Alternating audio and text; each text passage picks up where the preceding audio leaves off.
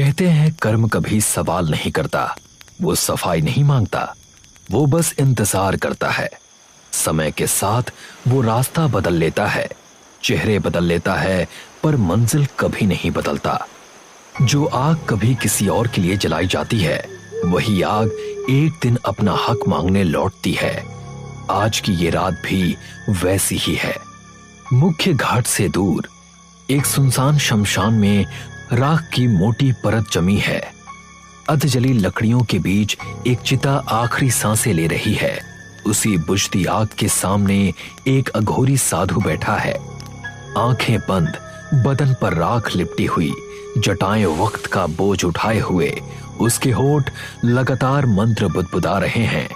आवाज नहीं है पर सिद्ध है, और हर मंत्र के साथ वो जमीन से राख उठाकर आग को सौंप देता है। आग अजीब ढंग से फड़फड़ाती है, उठना नहीं चाहती। साधु की श्वास भारी हो जाती है, भक्ति के हाथ ऊपर उठते हैं, जैसे खुद को पूरी तरह इस क्रिया में खो देना। तभी अचानक आग बुझ जाती है। चारों तरफ एक डरावनी खामोशी छा जाती है। साधु माथा जमीन से लगाता है, और जब दोबारा नजर उठाता है तो राख और लकड़ियों के बीच से एक आकृति उभरने लगती है, धीरे, अधूरी, शांत। एक स्त्री की आत्मा, ना चीख ना छटपटाहट, बस ऐसी निगाहें जिनमें असहनीय अधिकार है। वो सीधे साधु को देखती है। पहले साधु के चेहरे पर हल्की मुस्कान आती है। उसे लगता है क्रिया सफल हो गई, लेकिन पल भर में मुस्कान जम जाती है। उसकी रुद्राक्ष की एक माला चटक कर राख में गिरती है। सीने पर एक पतली सी रेखा उभर आती है, जैसे किसी ने बिना छुए आर पार कर दिया हो। हवा थम जाती है, नदी की आवाज गायब हो जाती है, और अगले ही पल साधु हांफते हुए जमीन पर ढेर हो जाता है। ठंडी जमीन पर अघोरी साधु निशब्द पड़ा है। उसके चारों ओर उसकी पूजा की चीजें बिखरी हुई हैं। राख अब भी उसके बदन से चिपकी है। धीरे धीरे उसकी आंखें खुलती हैं। वो हड़बड़ाकर उठ बैठता है। पीछे चिता पूरी तरह जल चुकी है, बस अंगारों की हल्की लालिमा बची है। वो उसे उलझन में घूरता है कि उसने उसे ऐसा तो नहीं छोड़ा था। उसके बाद वो चारों तरफ नजर दौड़ाता है, उस आत्मा को ढूंढता है, लेकिन वो कहीं नहीं है।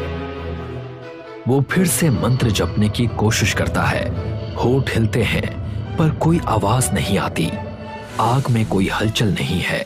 हवा भी जैसे बेपरवाह खड़ी है। पहली बार उसकी आंखों में डर उतर आता है। बिना एक शब्द बोले वो अपनी चीजें समेटता है और शमशान से बाहर निकल जाता है। उस अंधेरी पगडंडी पर अपने ख्यालों में खोए हुए जो जंगल की ओर जाती है, उसके पीछे राख की परत हल्के से सरकती है, मानो कोई अनदेखी चीज अब जाकर आजाद हुई हो। अघोरी साधु जब अपने आश्रम लौटता है तो वहां गांव वालों की भीड़ जमा मिलती है। वो सबको सख्ती से हटाता है और भीतर कदम रखते ही ठिठक जाता है। रात की आंधी ने उसके आश्रम को कचरे के ढेर में बदल दिया है। चारों तरफ गंदगी, टूटी लकड़ियां और बिखरा हुआ सामान पड़ा है। जिन चीजों को उसने सालों की साधना के बाद जुटाया था, वो सब मिट्टी में मिल चुकी हैं। शास्त्रों की पुस्तकें फटी पड़ी हैं, मूर्तियां खंडित पड़ी हैं, और उस जगह पर कहीं भी दया या पवित्रता का कोई निशान नहीं बचा है। ऐसा लगता है जैसे किसी ने जानबूझकर उसकी आस्था और तपस्या को कुचल दिया हो। महाराज जी, ये कैसे हो गया? कोई बात नहीं, साधु के लिए सब राख समान होती है। पर महाराज जी, गांव का एक भी घर तस से मस नहीं हुआ, पर आपका ही घर। भगवानों की मूर्ति को तो देखिए, क्या ये किसी खतरे की निशानी है? भगवान सबका भला करेंगे, आप निश्चिंत रहिए।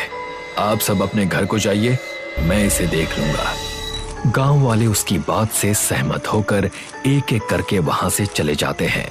कुछ ही देर में अघोरी साधु पूरी तरह अकेला रह जाता है।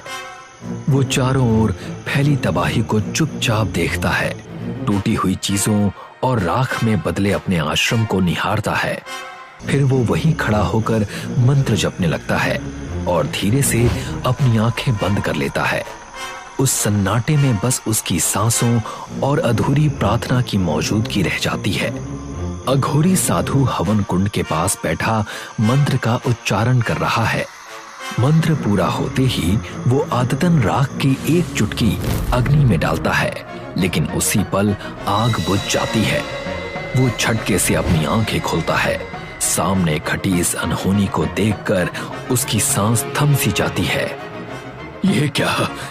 ऐसा तो कभी नहीं हुआ। नहीं, ये घोर अनर्थ है। जिस वक्त वो इस बात पर सोच में डूबा होता है, उसी वक्त उसे एक बच्ची की हंसी सुनाई देती है। वो सिर घुमाकर जंगल की ओर देखता है और उसे दूर खड़ी एक बच्ची दिखाई देती है। कौन हो तुम? बच्ची खामोश रहती है। डरो मत, मैं तुम्हें कुछ नहीं करूंगा। कौन हो तुम? बच्ची अचानक मुड़कर जंगल की ओर दौड़ पड़ती है। साधु उठता है और उसका पीछा करता है, लेकिन देखते ही देखते वो पेड़ों के बीच गायब हो जाती है। वो चारों ओर ढूंढता है, पर कहीं उसका कोई निशान नहीं मिलता। जैसे ही वो अपने स्थान पर लौटने के लिए मुड़ता है, उसे एक फुसफुसाहट सुनाई देती है। अश्विनी। चौंक कर वो पीछे हटता है और जोर से चिल्ला देता है, कौन है तू? जंगल मानो उसके नाम से अनंत तक गूंजता रहा। हर दिशा से आवाज टकराकर लौटती रही। उस तीखी और बेचैन कर देने वाली आवाज को सहन न कर पाते हुए उसने अपने कान दबा लिए और डर से धड़कते हुए दिल के साथ जंगल से बाहर भागा। अघोरी साधु अंतिम संस्कार के घाट पहुंचता है और उसकी नजर उस लकड़ी के बोर्ड पर पड़ती है, जिस पर हाल ही में उसी जगह पर दाह संस्कार किए गए लोगों के नाम लिखे हैं। उसी जगह पर जहां उसकी ध्यान साधना भंग हुई थी। जैसे ही वो नामों को पढ़ता है, उसे एहसास होता है कि जिस शव को वो जगा रहा था वो एक किन्नर थी, नाम अपराजिता। एक लहर सी उलझन उसके मन में फैल जाती है। अगर ये महिला अपराजिता थी तो अश्विनी कौन थी? ये सवाल उसके मन को घेर लेता है। वो उलझन में वहां से पलटकर चल देता है और पीछे रह जाता है बस रहस्य से भरा वो लकड़ी का बोर्ड। अघोरी साधु अपने बिस्तर पर बैठा पवित्र मंत्र जपने की कोशिश करता है, लेकिन उसका मन अचानक खाली हो जाता है। वो सब कुछ भूल जाता है। शब्द, मंत्र, भक्ति जैसे उसकी याददाश्त पर किसी ने पर्दा डाल दिया हो। ओम रीम श्रीम व ओम रीम ओम भूर्भुवः। उसकी आंखें अचानक खुल जाती हैं, तेज और चौड़ी हो जाती हैं, और उसे तुरंत एहसास हो जाता है कि कुछ शुरू हो चुका है। डर उसकी आंखों में उतर आया, गला सूखने लगा। वो खड़ा होने की कोशिश करता है। वो मिट्टी के घड़े से पानी लेने जाता है, लेकिन चौंक कर देखता है कि घड़ा वहां से गायब है। इधर उधर तड़पते हुए, ढूंढते हुए उसके हाथ कुछ पुराने शास्त्रों और भूले बिसरे अवशेषों से टकराते हैं, जिसे वो अपने घर की सफाई करते समय नजरअंदाज कर चुका था। वो शास्त्र निकालता है और पढ़ना शुरू करता है। जैसे ही वो पन्नों को ध्यान से देखता है, गांव से उसका शिष्य सतीश दरवाजे पर प्रकट होता है। महाराज जी। आओ सतीश, आज यहाँ कैसे आना हुआ? बस यहाँ से गुजर रहा था तो सोचा मिलता चलूं। चलो, अच्छा किया। और बताओ, कैसा चल रहा है सब कुछ? सब अच्छा चल रहा है महाराज जी। गांव में एक छोटा सा कार्यक्रम रखा है मैंने। अगर आप वहां आएंगे तो मुझे बहुत अच्छा लगेगा। बिल्कुल। किस चीज का कार्यक्रम है? बस मेरी छोटी बहन की शादी तय हो गई है, तो उसी खुशी में आप जरूर आकर अपना आशीर्वाद दीजिएगा। हम अवश्य आएंगे। सतीश सिर हिलाकर सहमति जताता है और चुपचाप वहां से चला जाता है। शास्त्र वहीं पड़े रह जाते हैं। अघोरी साधु सचिन की बहन के समारोह में बैठा था, जहां गांव वाले इकट्ठा होकर खुशियां मना रहे थे। वो भीड़ से अलग बैठा चुपचाप सब देख रहा था। मंच पर एक छोटी लड़की गाना गा रही थी। उसकी आवाज नाजुक लेकिन आकर्षक थी और साधु ध्यान से उसे देख रहा था। अचानक उसे अजीब महसूस हुआ। समारोह की हंसी खुशी की आवाजें जैसे दूर हो गई और चारों ओर अंधेरा उतर आया। चुप्पी में उसे हल्की ताली की आवाज सुनाई दी, अजीब तरह की, जैसे किन्नरों की ताली हो। उसकी आंखें फैल गई, दिल तेजी से धड़कने लगा और देखता है कि असल में ये गांव वाले हैं जो लड़की की प्रस्तुति पर ताली बजा रहे थे। थोड़ा सा डर उसके मन में बैठ गया था और वो तुरंत वहां से निकलना चाहता था। तभी वो देखता है कि उसके पास स्टील की काउंटर पर एक किन्नर की आत्मा खड़ी है और वो धीरे धीरे ताली बजा रही है। डर के मारे वो मुड़ा, लेकिन वहां कोई नहीं था। जब वो फिर काउंटर की ओर देखता है तो इस बार आत्मा गायब हो चुकी थी। ये जानकर कि कुछ असामान्य हो रहा है, उसने देर नहीं की और वहां से भाग गया। डर अब उसकी सोच पर भारी हो गया था। साधु जंगल में दौड़ता रहा, उसका मन यादों की उलझन में घिरा हुआ था। तभी उसके सामने अचानक एक झलक के रूप में पुरानी यादें उभरने लगी। अश्विनी, जो एक किन्नरों के समूह द्वारा प्यार और मार्गदर्शन के साथ पाली गई थी, मंच पर खड़ी होकर अपनी सुरीली आवाज में गीत गा रही थी। वो गांव वालों को अंधविश्वास पर विश्वास न करने और सभी धर्मों का समान आदर करने की शिक्षा देती थी। आप लोगों को ऐसे ही अंधविश्वास को बढ़ावा नहीं देना चाहिए। भगवान सबके होते हैं, उनके लिए हम सबकी आराधना बराबर है। साधु समाज उसकी प्रभावशाली उपस्थिति और जागरूकता से क्रोधित था। अश्विनी को डायन कहकर गांव वालों ने गहरी जंगल में खींच लिया। उसे जंजीरों में बांधकर साधुओं के घेरे के बीच बैठाया गया, जो मंत्रोच्चारण में व्यस्त थे।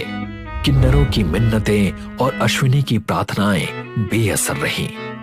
एक साधु ने बिना किसी दया के जलते हुए चंदन के टुकड़े से उसे आग के हवाले कर दिया। किन्नर क्रोध में तालियां बजाने लगती है, उसकी आवाज जंगल में गूंजती है और वो गांव वालों और साधुओं को श्राप देती है। तुम लोगों ने मेरी बच्ची की हत्या की है। ये किन्नर का श्राप इस गांव को निगल जाएगा, सब कुछ खत्म कर देगा। सतीश तनाव और चिंता में अपने पिता के पास गया और उन्हें पूरी बात समझाई। पापा, मंडप के बाहर एक बड़ा शॉर्ट सर्किट हो गया। जैसे ही उसके पिता उसकी ओर मुड़ते हैं और कुछ कहने ही वाले होते हैं कि तभी अचानक एक भयंकर विस्फोट पूरे क्षेत्र को एक ही दम में अपनी भयानक आग में घेर लेता है। साधु दूर से विस्फोट को देखता रहा, उसकी आंखों में आंसू भर आए। डर के मारे वो पलटकर भागने लगता है। तभी उसकी राह में अपराजिता की आत्मा प्रकट हो जाती है। उसे देखकर वो घुटनों पर गिर जाता है, कांपते हुए दया की भीख मांगने लगता है। श्यामा देवी, मुझसे बहुत बड़ी भूल हो गई। हमने जो किया वो गलत था। हम इस हत्या के प्रायश्चित के लिए तैयार हैं। अपराजिता की आत्मा शांत हो गई। उसके चेहरे पर जीत की हल्की मुस्कान उभर आई। अपने हाथ उठाकर उसने साधु को हवा में उठा लिया और उसे उसी जगह की ओर खींचा जहां अपराजिता का अंतिम संस्कार हुआ था। जैसे ही वो बेबस हवा में खींचा जा रहा था, उसके शरीर से रुद्राक्ष की माला की मोतियां एक एक करके गिरने लगी। अंतिम रुद्राक्ष की माला शमशान के द्वार के ठीक सामने आ गिरी। एक भयानक ताकत के साथ अपराजिता ने उसे हवा में फेंक दिया और वो साधु सीधे उसी जगह पर गिरा जहां उसका दाह संस्कार हुआ था। बाकी सभी किन्नर वहां एक घेरा बनाकर खड़े थे। उनमें से एक ने उसी चंदन की लकड़ी के टुकड़े को आग में जलते हुए आगे बढ़ाया। अपराजिता उसे साधु की ओर उठाती है और साधु कांपते हुए दया की भीख मांगता है। नहीं, नहीं, मुझे माफ कर दो। नहीं। अपराजिता जलती हुई अग्नि साधु पर गिरा देती है और वो पूरी तरह जल उठता है। उसके चीखते स्वर हवा में गूंजते हैं और अचानक उस दृश्य के साथ जुड़ जाते हैं। जिसमें बेरहमी से उन्होंने अश्विनी को जलाया था।